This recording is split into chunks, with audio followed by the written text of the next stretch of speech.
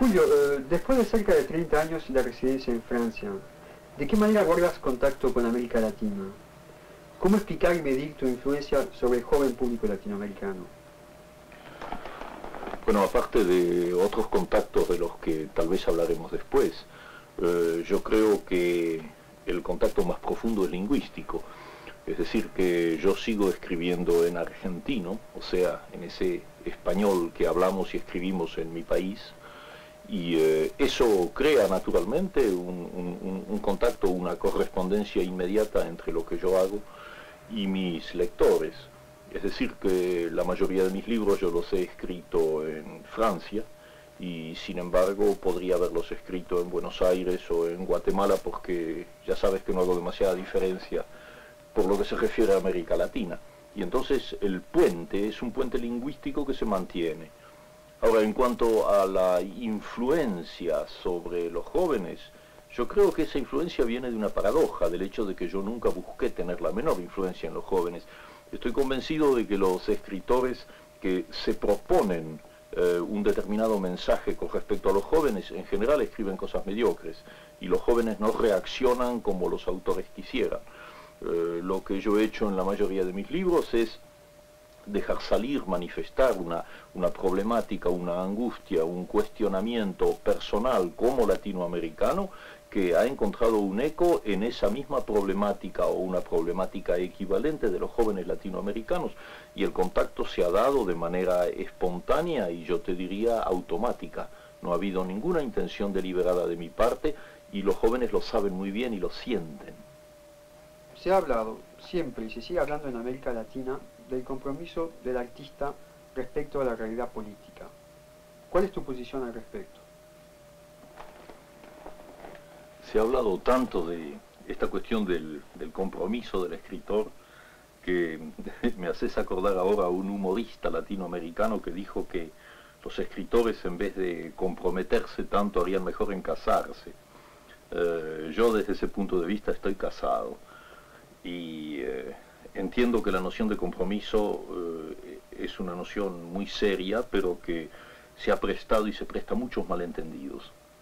Yo me limito a dar mi punto de vista, que consiste en sostener muy sencillamente y muy claramente que el compromiso central, capital de un escritor es ser un escritor dando el máximo de sus posibilidades, haciendo todo lo que pueda hacer como escritor, porque esa es su manera natural y su máxima posibilidad de transmitir elementos que, en definitiva, son elementos revolucionarios en la medida en que actúan sobre su pueblo, llegan como levadura a su pueblo y ayudan a cuestionar, a crear problemas, a resolverlos muchas veces, y en todo caso a compartir puntos de vista que no siempre son bien analizados y bien criticados y bien conocidos.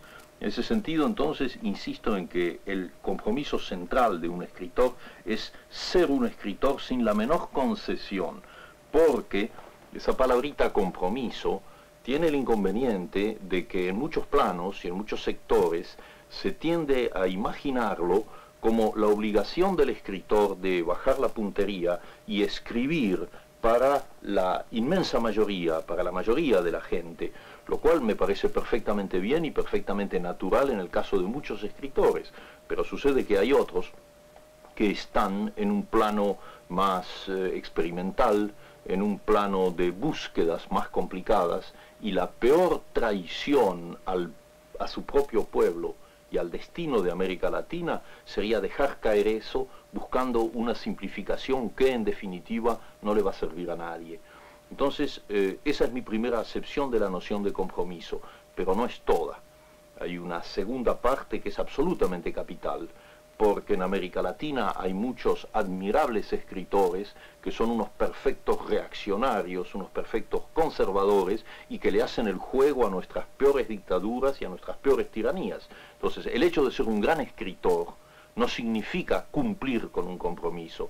El compromiso es doble. Por un lado, dar el máximo como escritor, y eso es lo que yo trato de hacer y lo haré hasta el fin de mi vida. Pero en segundo lugar, hay que responder también con la conducta personal, con la conducta ideológica, con la conducta política. O sea que yo estimo que mi compromiso con respecto a mi pueblo y a América Latina lo cumplo no solamente cuando escribo, sino cuando voy a participar, para darte un ejemplo, no sé, en las sesiones del Tribunal Bertrand Russell o en la reunión del Tribunal de los Pueblos que justamente se acaba de constituir estos días en Italia, cuando cumplo una acción que significa una denuncia, un ataque, una tentativa de echar abajo esos sistemas siniestros que están alienando, explotando y destruyendo nuestra América Latina. El paralelismo, la coincidencia de esas dos cosas en el trabajo de un escritor, ese es el verdadero compromiso. En ese sentido yo no estoy comprometido, te repito el chiste, estoy casado.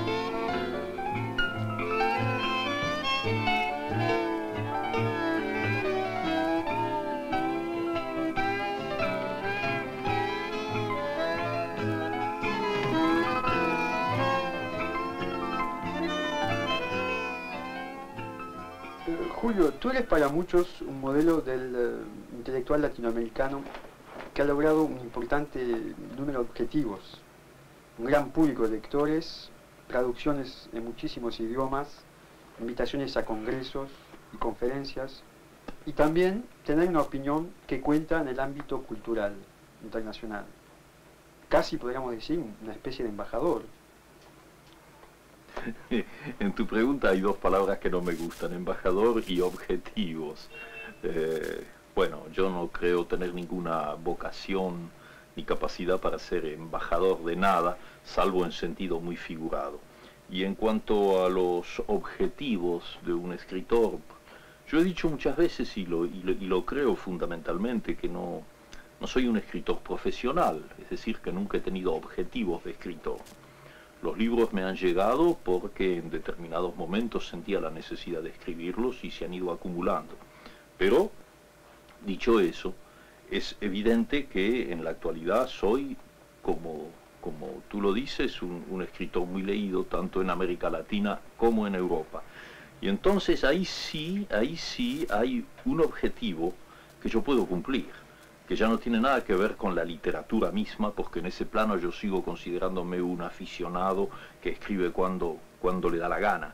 Pero sí hay un objetivo que yo puedo cumplir y que forma parte de mi compromiso como latinoamericano con la causa de nuestros pueblos. Sería culpable, me sentiría profundamente culpable, si teniendo la posibilidad de hacer llegar con una facilidad que otros no tienen, todo tipo de mensajes, todo tipo de ideas e incluso todo tipo de acciones, yo no lo hiciera. Eso, si yo me refugiara en una torre de marfil, si me limitara a ser un escritor por mi placer de ser escritor, entonces no cumpliría con mi deber, no cumpliría con eso que hemos calificado de compromiso. En ese plano, entonces, sin ningún objetivo literario y sin ninguna embajada, es cierto que puedo utilizar y utilizo el hecho, por ejemplo, de que mis libros hayan sido traducidos en tantos idiomas, porque cada una de esas traducciones es una frontera que se abre hacia una cultura diferente. Y si esa frontera se abre y los lectores de ese país me conocen a mí, y cuando digo me conocen a mí me refiero además a todos mis colegas latinoamericanos que puedan ser traducidos, y hay muchos que son traducidos y cada día más, puesto que hay un gran interés por nuestras letras. Eso sí es un trabajo útil, porque inmediatamente hay todo un pueblo, toda una cultura que por la puerta de nuestros libros entra en nuestra problemática, entra en nuestras angustias, en nuestros deseos, en eso que llamábamos la búsqueda de identidad, y entonces son pueblos a los cuales se les puede hablar, y ahí entra el Julio Cortázar que va al Tribunal Russell, o que va a un congreso en Polonia, o que va a un congreso en Italia, porque estoy hablando ahí con gente que ya nos conoce. No digo ya que me conoce, que nos conoce como latinoamericanos. Entonces el contacto es fácil. Y de ahí salen entonces grupos decididos a luchar también contra las dictaduras latinoamericanas, que pueden proporcionar apoyos de todo tipo, ideológico, incluso apoyos de tipo práctico. Vos ves que en ese sentido, bueno, sí, los objetivos trato de cumplirlos, y me siento muy contento como, por ejemplo, como en el caso de Polonia, ya que lo citaba. En Polonia hay una editorial en Cracovia que ha editado ya 100 libros de autores latinoamericanos. Es un caso realmente extraordinario, porque hay muchos países del occidente que se jactan de sus industrias editoriales y que no tienen ni un solo editor que haya editado 100 libros de nosotros. Pues en Cracovia lo han hecho, y entonces todo el pueblo polaco está leyéndonos a los latinoamericanos con un enorme interés.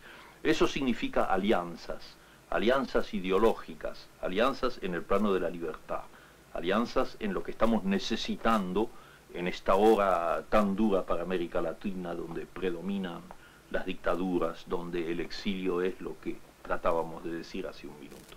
Bueno, entonces te acepto lo de embajador y lo de objetivos, pero así, solamente en un plano figurativo.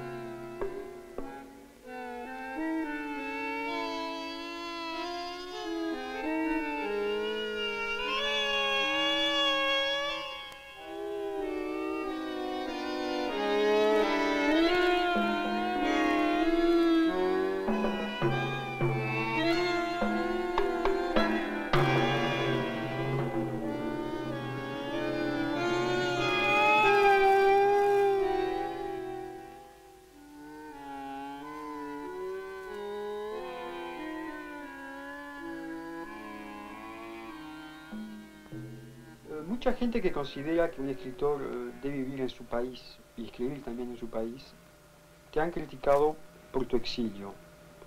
¿Cuál es tu posición al respecto y de qué manera ello influye sobre tu identidad latinoamericana? Mira, yo pienso que después de lo que te acabo de decir, de alguna manera la respuesta ya está dada, porque quienes me conocen verdaderamente saben muy bien que esa crítica no tiene mayor sentido. Es decir, que el hecho de haber vivido tanto tiempo físicamente lejos de América Latina no me ha impedido y no me impide continuar mi trabajo de escritor latinoamericano como si lo hiciera allá. Y en cuanto a las otras cosas que yo podría hacer allá, creo también haberte dado una idea hace un segundo, de que muchas de ellas se pueden hacer eficazmente también lejos, y en una medida que tal vez puede en algunos casos ser igualmente útil que si uno estuviera en su propio país. Por lo tanto, ese tipo de crítica nunca me ha molestado. Yo me he sentido igualmente eficaz o ineficaz, según los casos, estando en América Latina o no estando en América Latina. Lo que cuenta en definitiva es que mi trabajo de escritor siga siendo fiel a la realidad latinoamericana, y en ese caso son los lectores quienes deben decidir, y en general los lectores no me critican desde ese punto de vista. Pero eso nos lleva ahora a la segunda parte de tu pregunta, al problema de cómo asumo yo una identidad latinoamericana. Ese sí es un problema complejo, porque es la noción de identidad que entra en juego. Nosotros en América Latina no tenemos una identidad definida. Hay una identidad profunda, lingüística, telúrica si quieres, una comunidad de sentimientos y de ideales, pero no hemos alcanzado todavía nuestra verdadera identidad de pueblos. En la medida en que sigamos siendo manipulados y colonizados y explotados, por un lado por el imperialismo norteamericano, por otro lado por las dictaduras que en este mismo momento están haciendo lo que tú sabes muy bien en América Latina, nuestra identidad es una identidad un tanto ideal, es un deseo de identidad, pero que no está plenamente logrado. Cada movimiento revolucionario, cada tentativa de liberación, pienso en este mismo instante lo que está sucediendo en Nicaragua, eso es un impulso hacia la identidad. Yo soy profundamente optimista en ese plano y sé que vamos a conseguirla, en el plano individual y en el plano colectivo, en el plano de los pueblos. De manera que yo considero que la identidad es una palabra de lucha, es una consigna, no es una cosa que hayamos conseguido, todavía no la tenemos esa identidad. Estamos aislados, balcanizados, compartimentados, nos destruimos entre nosotros en querellas absurdas. Y el resultado es que la identidad sigue siendo un ideal, pero tengo también la convicción de que todo lo que ha sucedido en América Latina a lo largo de este siglo muestra que hay un proceso irreversible y que vamos camino de nuestra identidad, un camino que está costando mucha lucha, que está costando mucha sangre y que en definitiva es sin embargo un camino que ya está de alguna manera trazado en el tiempo y que, te repito, es irreversible.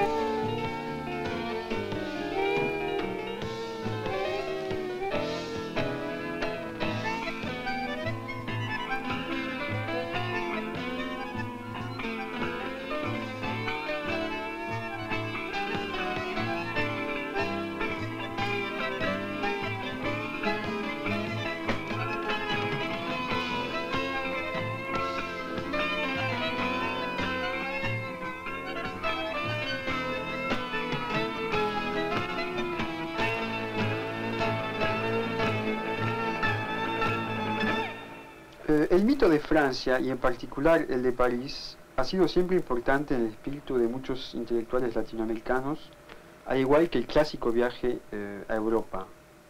Sin embargo, la realidad a menudo se ha mostrado muy dura y la frustración grande. ¿Cuál es tu parecer al respecto, Julio? Sí, yo entiendo que la pregunta que me haces es una pregunta siniestra, porque es absolutamente cierto que el viaje como elemento mítico de los intelectuales latinoamericanos, sobre todo en la época romántica y a comienzos de nuestro siglo, esa necesidad de venir a Europa para completar una educación intelectual, incluso una educación sentimental, formaba parte de los muchos espejismos y de las muchas colonizaciones mentales de América Latina con respecto al resto del mundo. En nuestros días sabemos bien que las cosas han cambiado. ¿Y de qué manera? Porque por un lado hay un factor positivo. Yo tengo la impresión de que en conjunto los jóvenes en América Latina se preocupan mucho menos que sus padres y sus abuelos con respecto a ese famoso viaje mítico a Europa. En este momento la realidad latinoamericana, eso que hablábamos, la búsqueda de identidad, preocupa cada vez más a los latinoamericanos y hace que descubran que su tarea más apasionante, la que en el fondo prefieren, consiste en hacerla in situ, ahí donde viven y donde están. Pero los viajes continúan. Los viajes no solamente continúan a Europa, sino que se han multiplicado de una manera trágica. Ahora ya no se llaman viajes, ahora se llama directamente exilio. Sin quererlo deliberadamente, caemos en ese tema del cual yo creo que hay mucho que decir. Yo por lo menos tengo mucho que decir porque me encuentro como uno de los polos hacia los cuales afluye ese exilio procedente sobre todo de los países del Cono Sur y que en los últimos años se ha volcado en Europa en proporciones alucinantes. Cuando yo voy a España y me paseo por Madrid o Barcelona y empiezo a darme cuenta de la cantidad de uruguayos, de la cantidad de chilenos, de la cantidad de argentinos que están allí, que están viviendo allí en condiciones en la mayoría de los casos malas, muchas veces peligrosas, y en todo caso dentro de esa angustia que produce siempre el exilio, pienso con alguna ironía en la diferencia entre los antiguos viajes a Europa, que eran los agradables viajes de placer, y este viaje que supone una diáspora, que supone una ruptura brutal hacia destinos que en la mayoría de los casos son negativos. Todo este tema del exilio me toca a mí particularmente porque desde luego aquí en Europa muchos somos, desde el punto de vista de organizaciones, de conjuntos de gente de buena voluntad que ensayan en la medida de lo posible superar los problemas personales de los exilados, pero que solo lo consiguen en una escala sumamente pequeña. Ahora, si este problema del exilio lo miramos del otro lado, por ejemplo con respecto a mi país, el elemento trágico se vuelve casi insoportable, porque hay que pensar en una cosa que muchos olvidan. Los exilados argentinos, por ejemplo, son prácticamente todos intelectuales, científicos, es la gente que constituía los mejores valores argentinos. Y todos ellos han tenido que salir porque su vida estaba en peligro, su libertad estaba en peligro. Cientos de miles están fuera de la Argentina. Pero entonces es un fenómeno de doble exilio porque por un lado ellos están físicamente exilados en los países de Europa, pero el pueblo argentino es el verdadero exilado en la medida en que en este momento no puede conocer, no puede aprovechar, no puede vivir el trabajo de creación de músicos, de cineastas, de actores, de novelistas, de toda la gente que antes trabajaba en la Argentina. ¿Quiénes quedan en la Argentina? Bueno, hay mucha gente de valor en la Argentina, desde luego, pero lo más importante, lo más fecundo, lo que realmente daba una dinámica al país, ha tenido que irse, porque justamente esa dinámica era una dinámica de oposición y de protesta contra la dictadura. Entonces hay un doble exilio, los que están afuera y los que se han quedado adentro. Hay un exilio físico que es el nuestro, los que no podemos volver allá, pero luego hay algo peor, que es lo que yo llamo el exilio cultural. A mí no me gusta autocitarme, pero mi último libro de cuentos fue prohibido en la Argentina. Eso es lo que yo llamo exilio cultural. 20 millones de personas no pueden leer un libro mío. Cuando digo un libro mío, me amplifico y pienso en todo el trabajo creador de los miles y miles de exilados que están en el mundo. Entonces comprendes que este es un tema que me toca a mí profundamente y que constituye la verdadera raíz de esa pregunta que parecía un poco frívola sobre el viaje a Europa.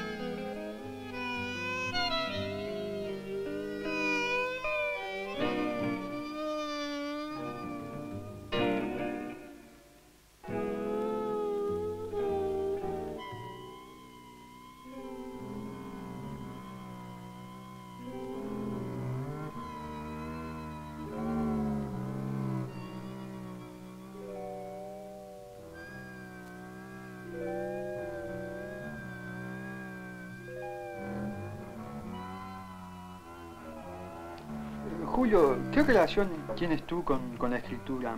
¿De qué manera trabajas materialmente? Yo no tengo ninguna relación con la escritura. Es la escritura que tiene relaciones conmigo. Invierto la fórmula porque es cierto. En general yo estoy en un estado de disponibilidad y luego estoy en el ómnibus o en la calle o tomando un café y bruscamente hay algo que me incita a escribir. Yo siento que no me pertenece a mí eso, es algo que viene desde fuera o probablemente desde dentro, pero siempre me da la impresión de venir desde fuera, como si escuchase una música. Ahora, esa música toma enseguida la forma de palabras, una primera frase, una primera idea, incluso una imagen, una imagen que se va a convertir en un personaje. Y entonces lo único que me queda es obedecer. Y a partir de ese momento soy un poco, digamos, el medium de eso, es decir, que tengo obligadamente que ir a mi máquina de escribir, yo escribo a máquina, y empezar a trabajar. Pero el primer impulso no tengo nunca la impresión de que es mío, sino que me viene como desde fuera, como desde otra dimensión. Ahora, claro, la segunda parte de tu pregunta se tiene que ajustar lógicamente a eso. ¿Cómo trabajo? Bueno, ya te dije que no me considero un profesional, soy muy vago, es decir que puedo pasar mucho tiempo sin escribir y después de golpe puedo estar obsesionado durante un mes y muchos meses con una novela o con una serie de cuentos que vienen en forma de ciclo. Pero es sumamente irregular, no tengo esa disciplina, muy admirable por lo demás, de escritores que todos los días a las 9 de la mañana se ponen en su máquina hasta las 2. Me resultaría completamente inconcebible ese tipo de trabajo. Soy una especie de francotirador de la literatura. Hago las cosas cuando me vienen y cuando el impulso es más fuerte que yo. Pero no lo hago nunca de una manera profesional. Y claro, entonces es un placer. Por eso creo que siempre he insistido mucho en los aspectos lúdicos de la literatura. Para mí no es esa especie de drama del que hablan muchos escritores, y supongo que honestamente, para quienes escribir es una tortura, un sufrimiento, no. Para mí la literatura, la escritura es un poco como el amor, es un placer, es un juego lúdico al que me doy. Ahora, dentro de eso entra el drama, entra el sufrimiento, entra todo lo que quieras, como sucede también en el amor, por ejemplo. De modo que, en definitiva, yo entiendo que hay un puente muy estrecho en mí entre la literatura y el erotismo. Son juegos muy parecidos. El público te conoce sobre todo por tus cuentos y por tus novelas. ¿Puedes tú decirnos cuáles son las técnicas de cada género y las dificultades intrínsecas de cada uno de ellos en su proceso de creación? Menuda pregunta, pero en fin, se puede contestar un poco con imágenes, con figuras. Yo lo he dicho, además, ya lo he escrito y repito una cosa que sigo creyendo. O sea que para mí el cuento lo he visto siempre como una esfera. Es decir, es una forma cerrada y para mí un cuento solo es perfecto cuando se aproxima a esa forma perfecta en la que no puede sobrar nada y en la que cada uno de los puntos exteriores tiene que estar a la misma distancia del centro. En cambio la novela la veo como un árbol. Si tienes un tronco del cual salen ramas, o sea que se puede bifurcar, la rama a su vez se divide en subramas. O sea que el cuento es un orden cerrado para mí y la novela es realmente el orden abierto. Eso supone lógicamente técnicas muy diferentes. En el caso del cuento tiene que existir desde la primera palabra, tiene que estar ya de alguna manera contenida la última, aunque en mi caso yo nunca la sé. Yo no sé cómo van a terminar mis cuentos, pero sé de todas maneras que se va a cerrar, que se va a completar como el vuelo de un boomerang. En cambio, la técnica en la novela, y esa es la gran maravilla también de la novela, es que siendo abierta, tú te lanzas y los personajes comienzan a vivir un poco por su cuenta, como le pasó a Cervantes con el Quijote, más que conocido el ejemplo, y me pasó a mí con muchos personajes. Entonces hay la cosa maravillosa de la novedad, de lo inesperado, el pensar que ibas a ir en una determinada dirección y el arbolito te saca una rama o una flor por otro lado. Así que el cuento es la exigencia, tiene algo de fatal. Y en cambio la novela te da la compensación de la improvisación, de la libertad. Es la diferencia entre el jazz tradicional, que sería el cuento, o la música de cámara, una sonata, y el free jazz, o las formas actuales de música completamente abiertas.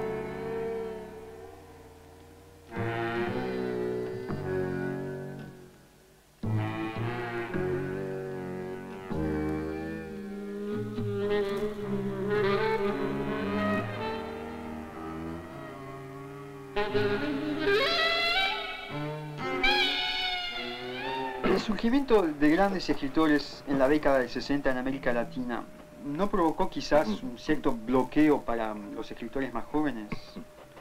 A tu parecer, ¿pueden surgir nuevas formas literarias, una nueva generación de escritores?